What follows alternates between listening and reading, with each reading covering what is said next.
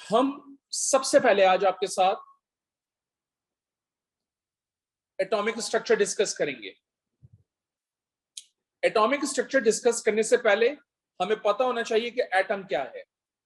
आप जानते हैं according to O level chemistry atom is the tiniest particle in this universe and obviously ये एक ऐसा पार्टिकल है जो कि जिसको फर्दर डिवाइड करना पॉसिबल नहीं है। आप जानते हैं आपको कोई एटम नजर नहीं आ रहा होता तो सोचिए वो कितना छोटा पार्टिकल होगा जो हमें नजर नहीं आ पा रहा, और अगर वो नजर नहीं आ रहा तो इसका मतलब मैं उसको फर्दर डिवाइड भी नहीं कर सकता। ठीक है ना। According to O level chemistry atom के दो डिफरेंट कंपोनेंट्स हैं और वो दोनों डिफरेंट कंपोनेंट्स बहुत इंपॉर्टेंट हैं।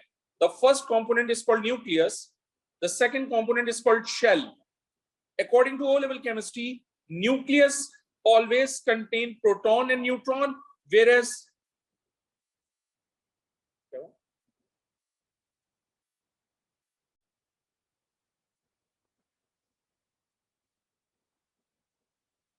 हद हो गई है। I repeat, atom consists of two main components. The first component is nucleus, the second component is shell. According to O-level chemistry, nucleus always contain proton and neutron, and the sum of proton and neutron is called nucleon number or mass number or atomic mass. Whereas according to O level chemistry, shells को हम orbit भी कहते हैं, shell बोलो या orbit बोलो, it doesn't make any difference. In any way, they always contain electrons.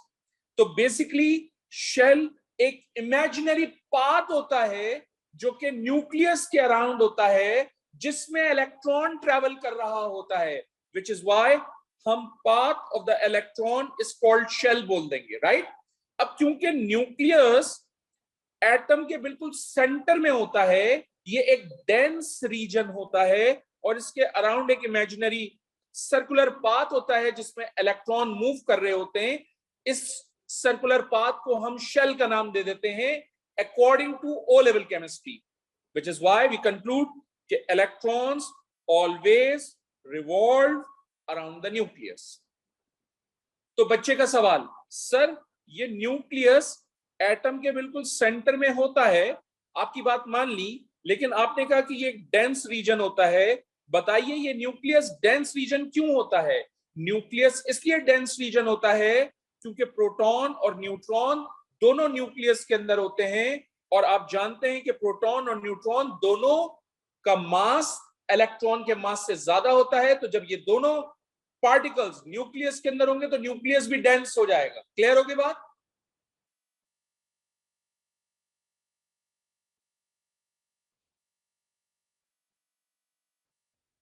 आगे चलते हैं।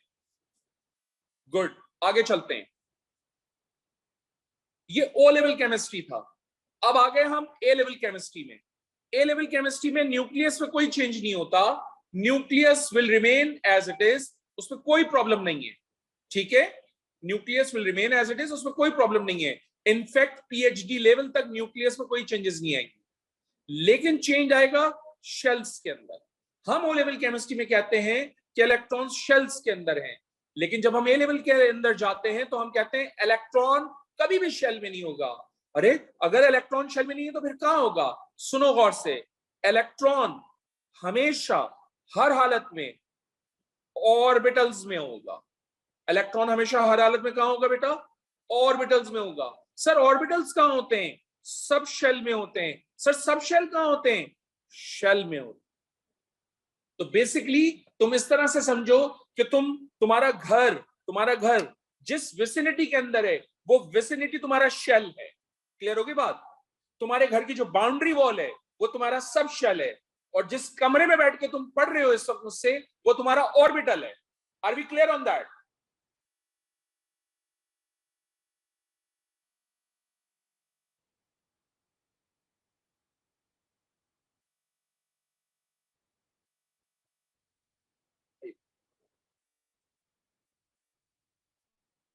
ओके, बस साहब मैंने सिर्फ इतना पूछा है कि मेरी बात क्लिक हो गई? मैंने अभी ये पूछा ही नहीं है कि सवाल क्या है, ठीक है, सवालों पे बाद में आऊंगा। मैंने अभी ये पूछा कि मैंने सिर्फ इतना बताया है कि according to O level chemistry electron shells में होते थे। आज मैं ए लेवल के अंदर कह रहा हूं कि इलेक्ट्रॉन कभी भी शेल में नहीं होगा, बल्कि इलेक्ट्रॉन ऑर्बिटल में होगा। इसका मतलब इलेक्ट्रॉन जो है वो इस ऑर्बिटल के अंदर सर्कुलर पाथ में मूव कर रहा होगा। अब बच्चे कहते हैं कि सर ऑर्बिटल कहां होते हैं? मैं कहता हूं ऑर्बिटल सब शेल के अंदर होते हैं। बच्चे कहते हैं सब शेल कहां होता है? मैं कहता हूं भाई सब शेल शेल के अंदर, क्या शेल के अंदर होता है, ठीक है। तो बेसिकली मैं ये कह सकता हूं कि इलेक्ट्रॉन्स जो हैं वो ऑर्बिटल के अंदर रिवॉल्व हो रहे होंगे, ठीक है, मैं ये कह सकता हूं। लेकिन शेल क्या है, सब शेल क्या है, ऑर्बिटल क्या है, इसको बताने के लिए मैंने एक छोटी सी एग्जांपल, देसी एग्जांपल दी है डेली लाइफ से, कि यार तुम्हारा घर जिस विसिनिटी में है, जिस गली के अंदर है, वो गली, वो एरिया तुम्हारा शेल हो गया, राइट। अब उस एरिया में तुम्हारा घर की जो बाउंड्री वॉल है, वो पूरी की पूरी बाउंड्री वॉल तुम्हारी क्या हो जाएगी? सब शेल। और तुम जिस कमरे में बैठ के क्लास ले रहे हो अपने घर की, वो कमरा तुम्हारा क्या हो जाएगा? ऑर्बिटल। और तुम खुद क्या हो? इलेक्ट्रॉन।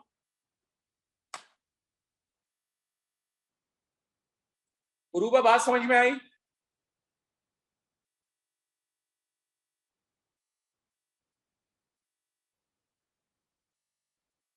गुड। हसनात, क्लियर हो गया आपको? ओके, अब मेरी बात गौर से सुनोगे सारे बच्चे, सारे गौर से सुनना। अगर मैं किसी भी एटम में से इलेक्ट्रॉन निकालूंगा तो वो इलेक्ट्रॉन हमेशा हर हालत के अंदर ऑर्बिटल से मिलेगा। 99.99% केसेस में इलेक्ट्रॉन ऑर्बिटल से मिलता है। इसका मतलब ऑर्बिटल के लिए मैं डेफिनेशन कुछ ये कह सकता हूं, the maximum probability of finding an electron is called orbital. ये मेरी डेफिनेशन हो गई, ठीक है।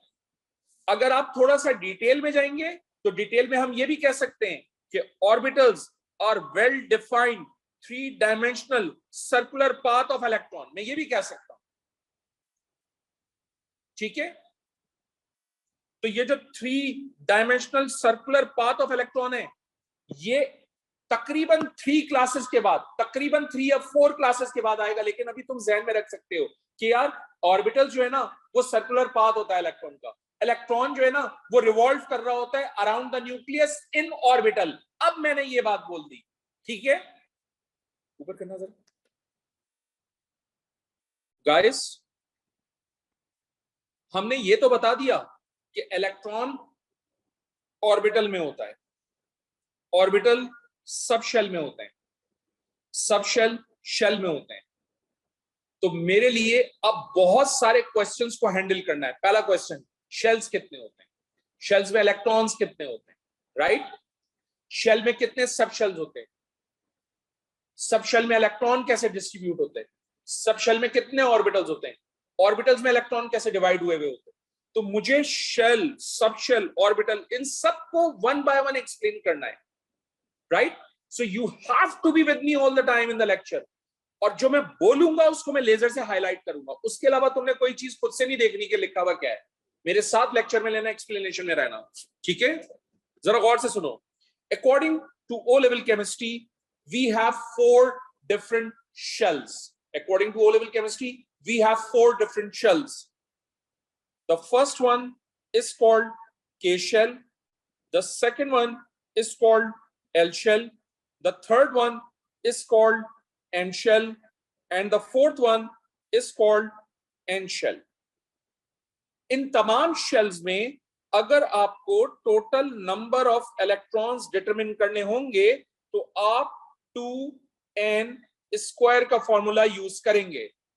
और ये जो n होता है ये नंबर ऑफ शेल होता है, और नंबर ऑफ शेल की वैल्यू होती है 1 2 3 4, ठीक है। मान लो एक मिनट के लिए कि मैं इस केस शेल के ऊपर 2n स्क्वायर का फॉर्मूला अप्लाई कर रहा हूं, तो क्योंकि k फर्स्ट शेल है इसलिए मैं n की जगह पे 1 रखूंगा, 1 का स्क्वायर करूंगा तो मेरे पास 2 इलेक्ट्रॉन्स आ जाएंगे। इसका मतलब ये हुआ कि ये 2 electrons actually according to O level chemistry K shell के अंदर है। ये 2 इलेक्ट्रॉन्स बेटा कहां पर है? K शेल के अंदर है, राइट। अभी तक तो ये चल रहा है, अभी ओ लेवल चल रहा है। हाँ, सिमिलरली अगर मैं 2n² फॉर्मूला एल शेल के ऊपर अप्लाई करूं तो n की जगह पे मैं 2 रखूंगा क्योंकि सेकंड शेल है, स्क्वायर करूंगा तो 8 इलेक्ट्रॉन्स आ जाएंगे। इसका मतलब ये हुआ कि मेरे पास एल शेल में 8 इलेक्ट्रॉन्स है। ठीक, अलर्ट रहना।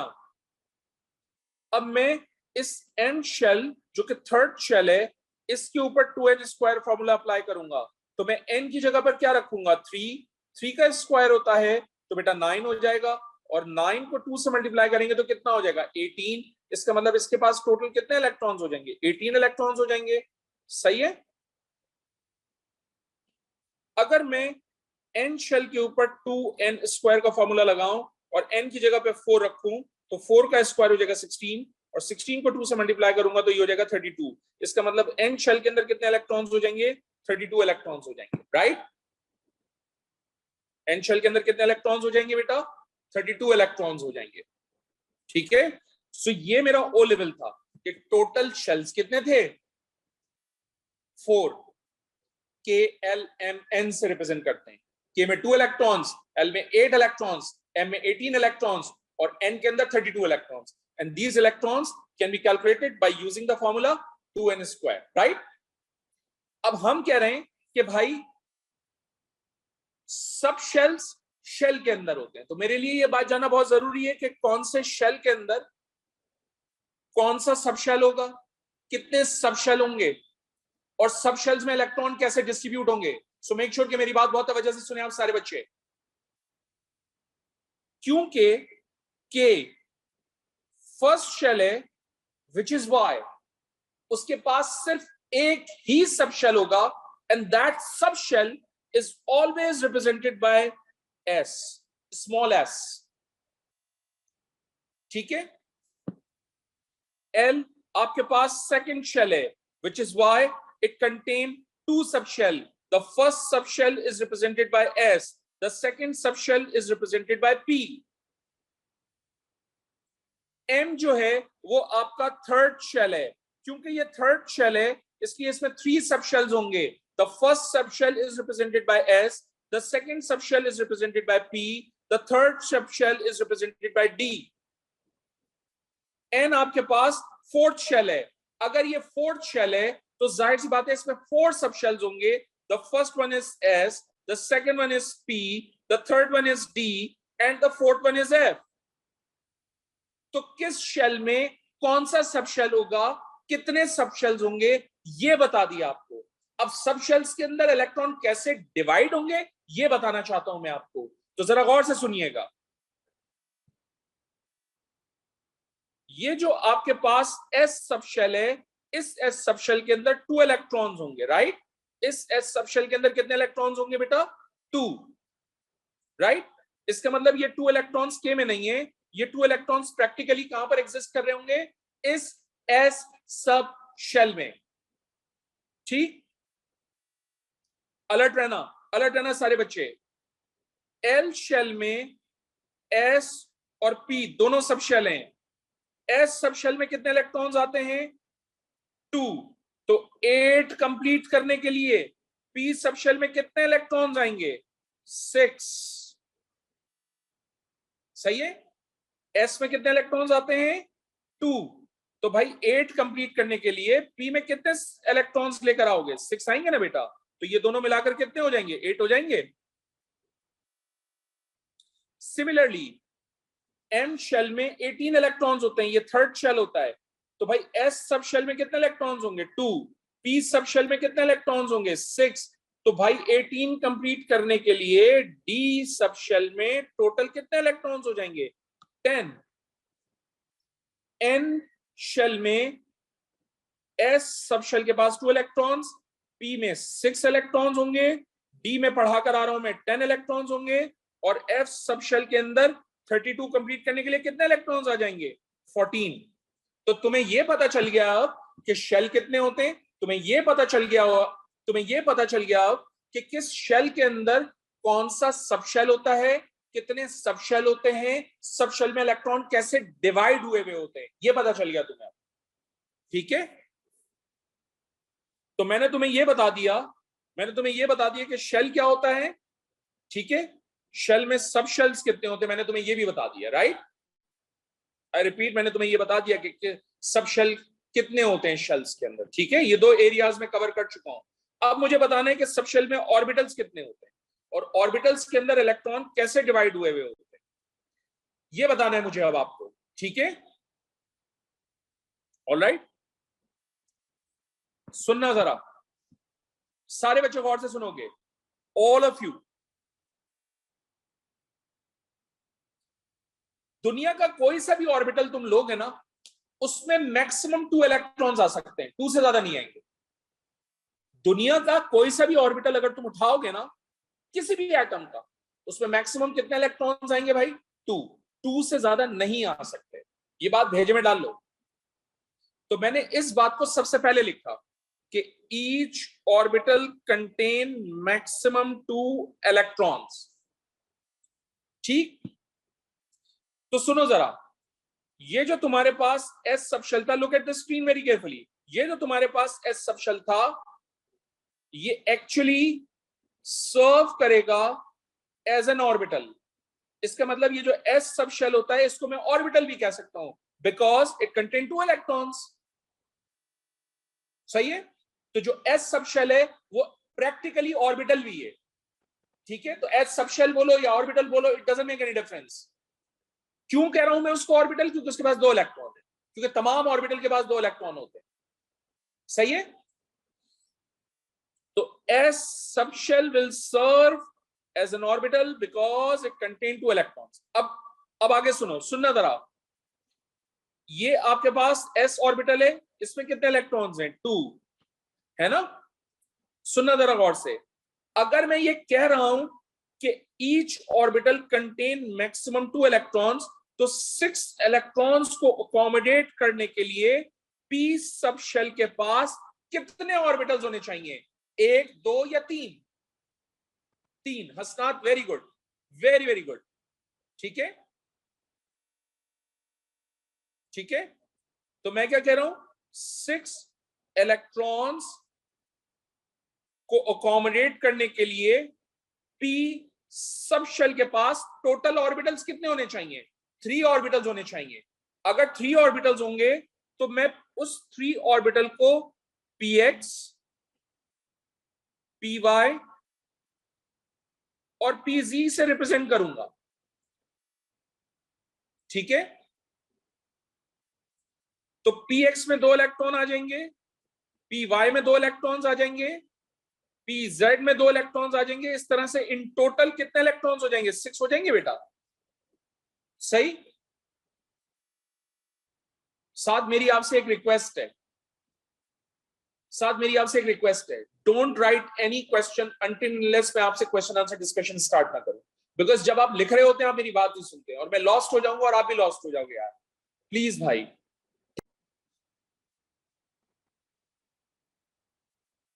Each orbital contain maximum 2 electrons. क्योंकि इस एस सबशेल के अंदर 2 इलेक्ट्रॉन्स आते हैं, इसलिए हम एस सबशेल को ऑर्बिटल भी कह देंगे, it doesn't make any difference. Next, क्योंकि एक ऑर्बिटल में 2 इलेक्ट्रॉन्स आते हैं, तो अगर मेरे पास 6 इलेक्ट्रॉन्स हैं तो ये पी सबशेल कितने ऑर्बिटल्स में डिवाइड होगा, इसके पास कितने ऑर्बिटल्स होंगे, 1 होगा, 2 होंगे, 3 होंगे, कितने होंगे, 3 ऑर्बिटल्स होंगे ना बेटा। अगर एक ऑर्बिटल में 2 इलेक्ट्रॉन आते हैं, भाई सिंपल मैथ से, एक ऑर्बिटल में 2 इलेक्ट्रॉन आएंगे, तो अगर 6 इलेक्ट्रॉन होंगे तो बताओ ऑर्बिटल कितने होंगे, भाई 3 ऑर्बिटल होंगे ना। तो इसका मतलब पी सब शेल में हमेशा 3 ऑर्बिटल होंगे। उसमें से जो पहला ऑर्बिटल है उसको मैं पी एक्स से रिप्रेजेंट करूंगा, दूसरे ऑर्बिटल को पी वाई से रिप्रेजेंट करूंगा, तीसरे वाले ऑर्बिटल को पी जी से रिप्रेजेंट करूंगा।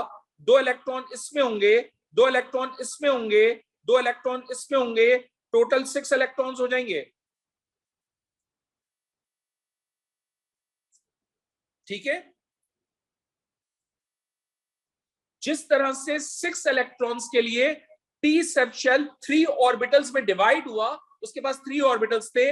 आप लोग मुझे बताओगे सारे बच्चे कि 10 इलेक्ट्रॉन्स के लिए d ऑर्बिटल्स या d सबशेल कितने ऑर्बिटल्स में डिवाइड होगा?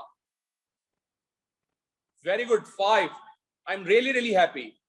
Very good Sara, very good Uzair, Waleed, Hasnat, I am so happy. Saad, I am proud of you. Ma'am, good, सही है, अलर्ट रहना. अगर 10 इलेक्ट्रॉन्स के लिए d सबशेल 5 ऑर्बिटल्स में डिवाइड होगा तो बताओ 14 इलेक्ट्रॉन्स के लिए f सबशेल कितने ऑर्बिटल्स में डिवाइड होगा? क्या बात है, जबरदस्त, गुड, समझ आ रही है बात? तो अब जरा स्क्रीन पे देखो, मैंने यहां लिखा है कि d सबशेल कंटेन 5 ऑर्बिटल्स, मैंने स्क्रीन पे लिखा है f सबशेल कंटेन 7 ऑर्बिटल्स. तो बच्चे मुझसे सवाल करते हैं, जब आपने p सबशेल को px, py, pz के ऑर्बिटल से रिप्रेजेंट किया, तो जो d सबशेल है अगर उसके पास 5 ऑर्बिटल हैं तो उनके सिंबल्स क्या होंगे? मैंने कहा भाई वो सिंबल्स as में नहीं पूछे जाते, A2 में पूछे जाते हैं, छोड़ दो. बच्चों ने कहा नहीं छोड़ेंगे नहीं, आप बता दो, याद करने की जिम्मेदारी हमारी है, आप बता दो बस कि उसके सिंबल्स कौन कौन से हैं. मैंने कहा पहला सिंबल है dxy, दूसरा सिंबल है dxz, फिर है dyz, फिर ये वाला सिंबल है, फिर ये वाला सिंबल. ये वो 5 सिंबल्स हैं d ऑर्बिटल्स के, और हर ऑर्बिटल के अंदर 2 इलेक्ट्रॉन होंगे, तो टोटल 10 इलेक्ट्रॉन्स हो जाएंगे. ठीक है, तो बच्चे कहते हैं आप रोको नहीं इंफॉर्मेशन, आप बताओ. प्रिपेयर करना हमारा ताल्लुक है, वो हमारा हेडेक है.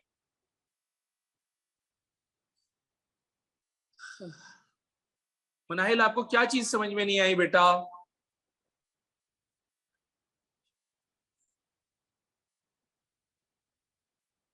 Manahil, I have discussed a lot, can you be more specific बेटा, ताकि मैं उसको हटाया कि इस px में कितने इलेक्ट्रॉन्स होंगे 2, py में कितने इलेक्ट्रॉन्स होंगे 2, इस pz में कितने इलेक्ट्रॉन्स होंगे 2, टोटल कितने इलेक्ट्रॉन्स हो जाएंगे 6. यही बताया था ना कि pz में 2 होगा, py में 2 होगा, pz में 2 होगा, यही बताया था ना.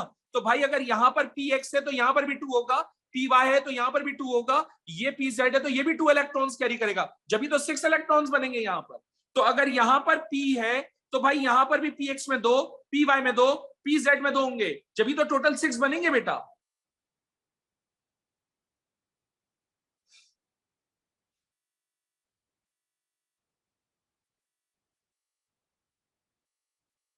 Yes Walid, you are right.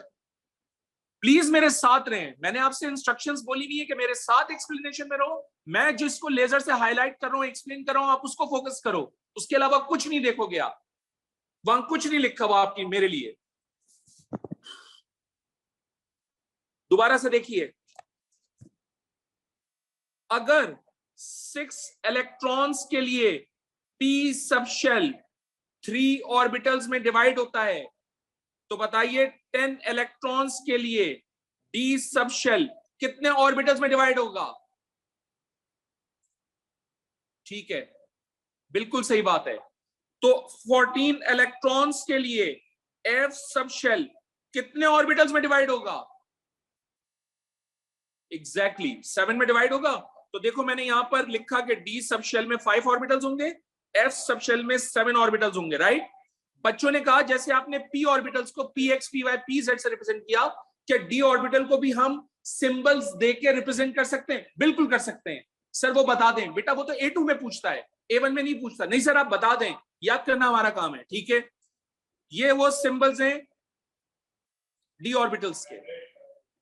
अब इसमें कितने इलेक्ट्रॉन्स होंगे 2, इसमें भी कितने होंगे 2, इसमें भी कितने होंगे 2, इसमें भी कितने होंगे 2, इसमें भी कितने होंगे 2, टोटल कितने हो जाएंगे? 10 इलेक्ट्रॉन्स हो जाएंगे. बच्चे कहते हैं सर अगर 7 ऑर्बिटल्स होते हैं f में, f सबशेल में, तो वो 7 ऑर्बिटल्स के सिंबल्स हैं. हाँ बेटा हैं, लेकिन कभी जिंदगी में नहीं पूछेगा. पीएचडी लेवल पे पूछता है, एएस में नहीं पूछता, इसलिए मैं नहीं बताऊंगा. अननेसेसरी इंफॉर्मेशन नहीं देनी कि लॉस्ट हो जाओ आप लोग. ठीक है,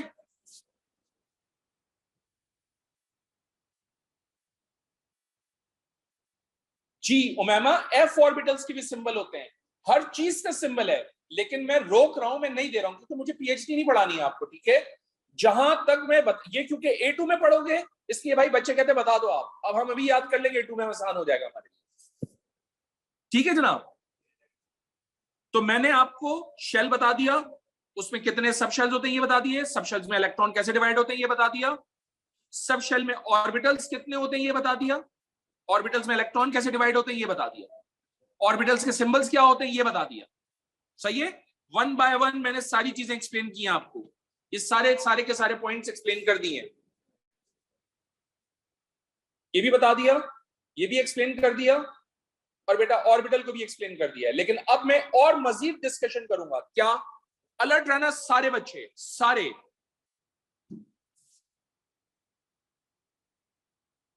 ये s subshell, I mean two से एस ऑर्बिटल के अंदर अवेलेबल है, और क्योंकि पहला शेल है, फर्स्ट शेल है, तो मैं इस एस के साथ 1 लिख दूंगा। ठीक है, आप नोट करें ये दोनों के दोनों सब शेल एल में हैं, और एल सेकंड शेल है, इसलिए मैं इन दोनों के साथ 2 लिखूंगा। क्योंकि ये तीनों के तीनों सब शेल एम में हैं और एन थर्ड शेल है, इसलिए मैं तीनों के साथ 3 लिखूंगा।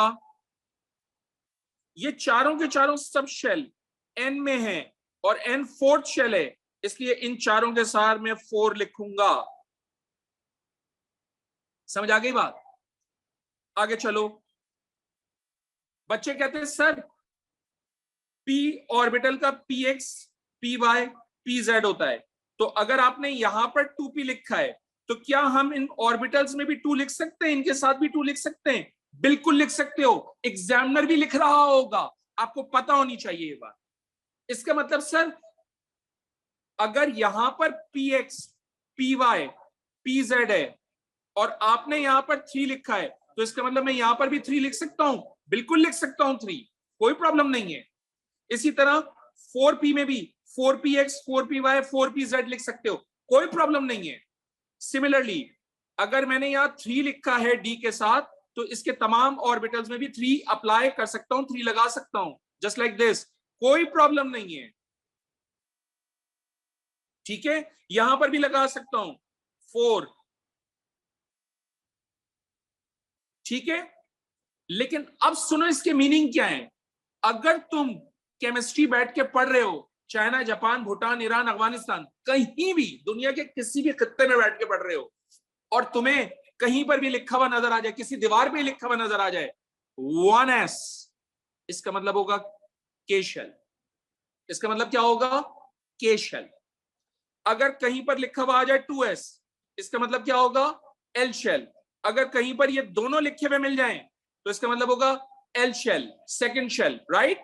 अगर 3s लिखा हुआ मिलेगा तो एम शेल, 3s और 3p में लिखा हुआ मिलेगा एम शेल, ये तीनों एक साथ लिखे हुए मिलेंगे एम शेल। 4s लिखा हुआ मिलेगा एन शेल, 4s 4p लिखा हुआ मिलेगा N shell, 4s 4p 4d लिखा हुआ मिलेगा N shell, 4s 4p 4d 4f लिखा हुआ मिलेगा N shell. That's how you need to determine कि कौन से शेल से बिलोंग करता है वो ऑर्बिटल। ओह,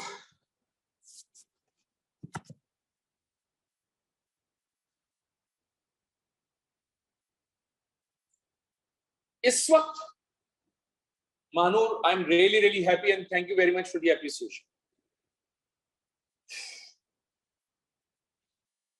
मैंने शेल में सब शेल में ऑर्बिटल, ऑर्बिटल में इलेक्ट्रॉन्स डिस्ट्रीब्यूशन, सब शेल में इलेक्ट्रॉन डिस्ट्रीब्यूशन, लिखने का क्या पैटर्न होगा, रीड करने का क्या पैटर्न होगा, ये बताया है। और ये अभी खत्म नहीं हुआ है, कल की क्लास होगी, उसके की क्लास में कोई बच्चा छुट्टी नहीं करेगा।